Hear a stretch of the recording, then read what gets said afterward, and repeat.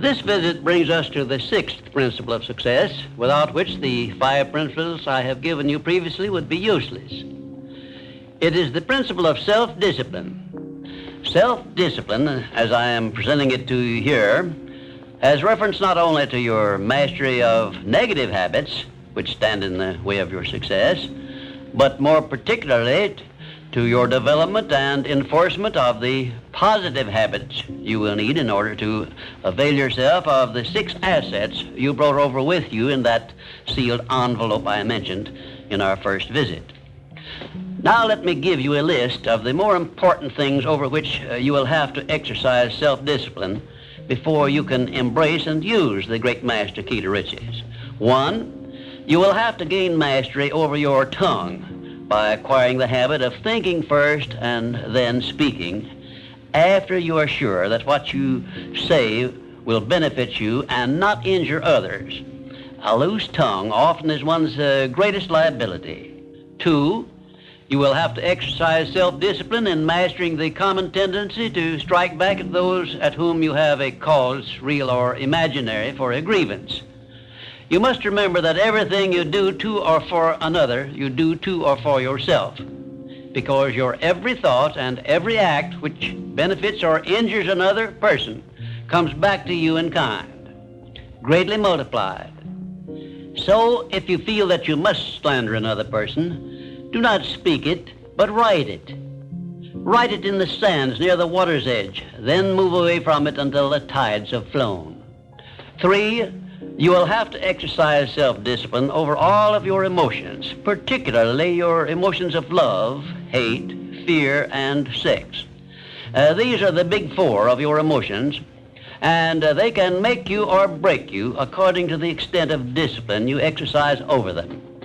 4, your mental attitude needs discipline and control at all times.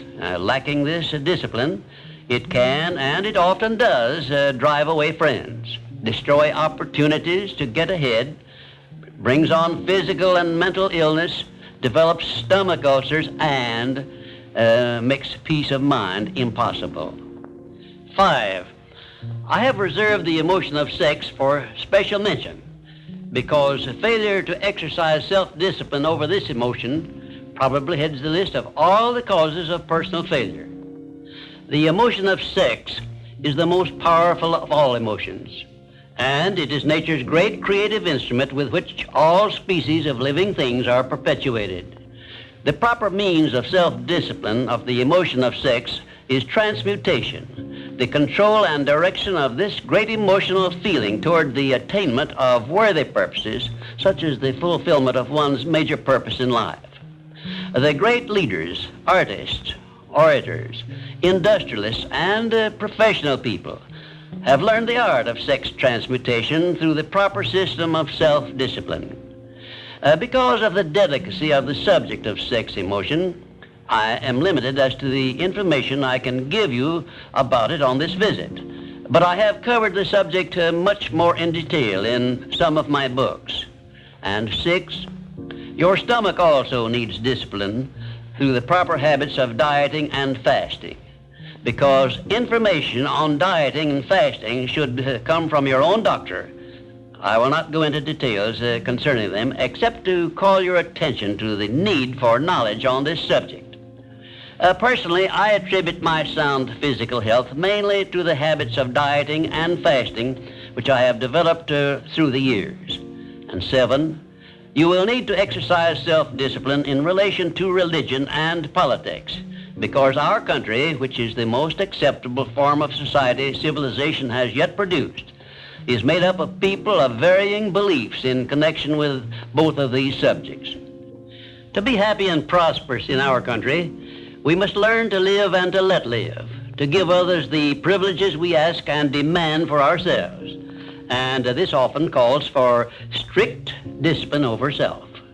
8, but I have reserved until the last my reference to the most important circumstances over which you must exercise the strictest of self-discipline if you are to embrace and use the great master key to riches. I have reference to your profound privilege of taking possession of your own mind and directing it to whatever ends you may desire. You cannot take possession of your own mind or direct it to definite ends without a practical system. I have devoted the better portion of my past life to the revelation and presentation of such a system. And I know that this system works because it has been successfully used by many millions of people throughout the world. The system is not only practical and workable, but it is so simple that anyone who is ready for it may master it and use it successfully. Its use does not call for a genius nor a great amount of formal education. It calls only for a will to take possession of one's own mind and a definite purpose to which the mind is to be directed.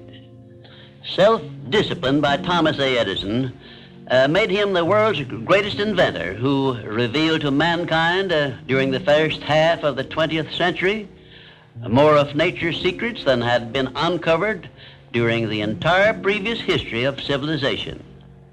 Self-discipline carried Wilbur and Orville Wright through a multitude of failures and enabled them finally to give the world its first practical airplane, an achievement which has made the world smaller and changed the entire trend of civilization.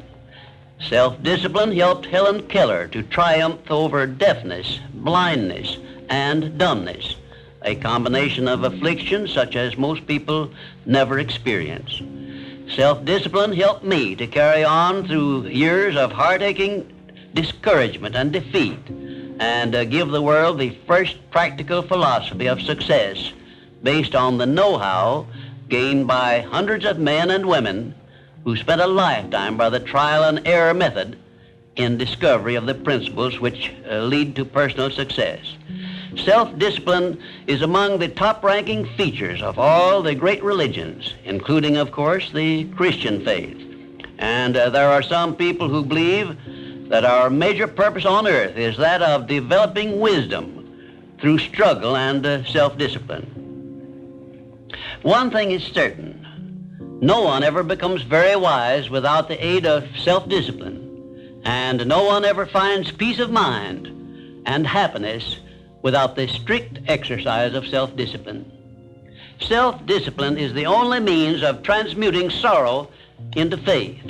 It is the only means by which we may transmute hatred of others into the milder emotion of sympathy for them. It is the only means by which we may reveal and profit by the seed of an equivalent benefit which comes with every adversity and every defeat. It is the only means by which we may shut out of our minds the deadly effects of past experiences of suffering and unpleasantness. And it is the means by which we may discover that other self we carry around with us, that self which has great capacity for belief and does not become influenced by failure and defeat. Self-discipline can give us freedom from the fear of death, the most difficult to master of all of our fears. It can free us from the disease of hypochondria, the fear of imaginary illness with which so many people suffer and sometimes die.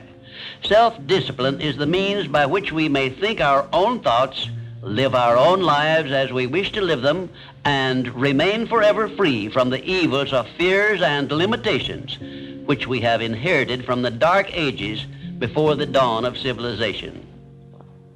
The Creator never gives one an asset or benefit without passing along with it the means by which it may be embraced and used.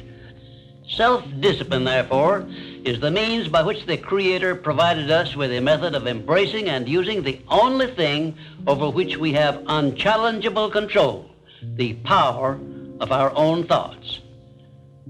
And now, until our next visit, may I remind you that the habit of taking the line of least resistance makes all rivers and some men crooked.